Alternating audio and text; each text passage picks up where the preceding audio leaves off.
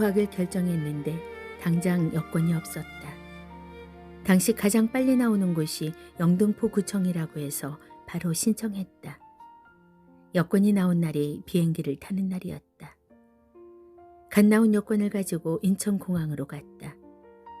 스타킹으로 인연을 맺었던 피디님께서 기자회견처럼 방송을 해주셨다. 고등학생 시절 내가 받은 콩쿠르 상금과 후원금은 서수용 선생님께서 차곡차곡 모아주셨다.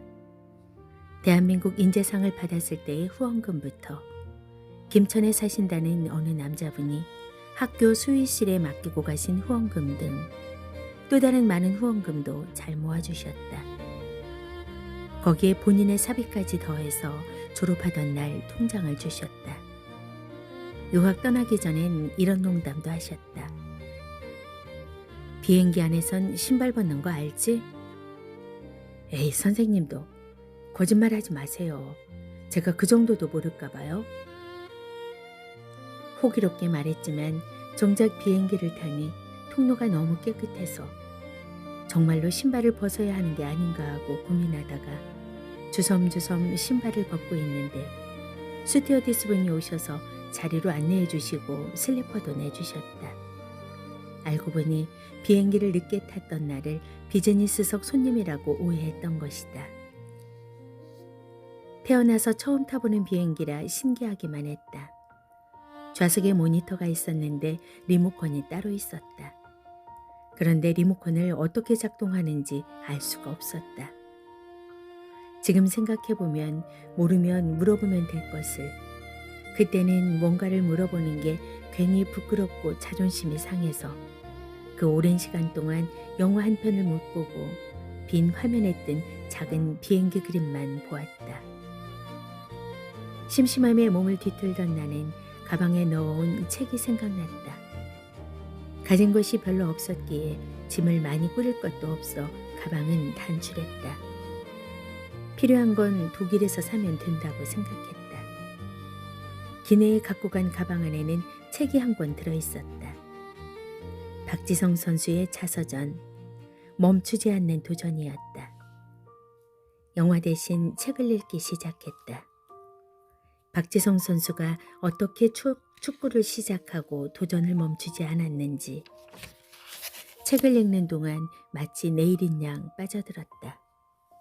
앞으로의 일이 설레기도 하고 두렵기도 했지만 박지성 선수가 그랬던 것처럼 나도 도전을 멈추지 않겠노라 다짐도 했다. 순식간에 책 한 권을 다 읽었다.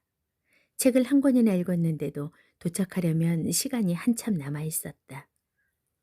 또다시 화면에 뜬 작은 비행기 그림만 봐야 하는 신세가 되었다. 그러나 박지성 선수의 책을 읽은 덕분인지 곧 도착할 독일에서의 유학 생활에 대해 이런저런 상상을 해보았다. 숙소엔 어떤 사람들이 있을까? 어떤 스승님들께 배우게 될까? 독일어를 한마디도 못하는데 배우기 어려우면 어쩌지? 평소 한식을 좋아했기에 밥 먹는 일도 걱정되었다. 독일에도 한국 식당이 있을 것이란 생각을 미처 못했기에 매일 소시지만 먹는다면 어떻게 하나 하고 진지하게 고민도 했다. 어떤 친구들을 만날지 설레기도 했다. 많은 생각과 다양한 감정 속에서 우여곡절 끝에 프랑크푸르트 공항에 도착했다. 한겨울이라 상당히 추웠다. 짐부터 찾아야 하는데 어디로 나가야 하는지 알 수 없었다. 비행기에서 내려 두리번거리고 있으니 앞에서 한국말이 들렸다. 한국 아주머니들 5분이 얘기를 나누고 있었다. 옳지, 저분들을 따라가면 되겠구나. 눈치채지 못하게 뒤에서 졸졸 따라가서 출입국 입구에 늘어서 있는 줄에 섰다. 패스포드 플리즈. 패스포드 플리즈. 패스포드라는 말을 알아듣긴 했는데 그 말의 뜻이 여권인 줄 몰랐던 나는 멀뚱히 서 있다가 엉뚱하게 지갑을 꺼냈다. 어렸을 때 아버지가 지갑을 패스포드라고 불렀던 기억이 났기 때문이었다. 지갑에 이어 가방까지 보여주었지만 계속 거부를 당하니 나도 답답할 노릇이었다. 그쪽은 그쪽대로 내가 말을 못 알아들으니 손짓으로 옆에 서 있으라고 했다. 제법 길게 늘어서 있던 줄이 다 줄어들 때까지 나는 가만히 서 있어야 했다. 독일 땅을 밟기도 전에 어떻게 되는 게 아닌가 싶어 식은땀이 났다. 어찌할 바를 모르고 곤란해하고 있는데 우연히 한국 스튜어디스 분들이 나를 발견하고 다가왔다.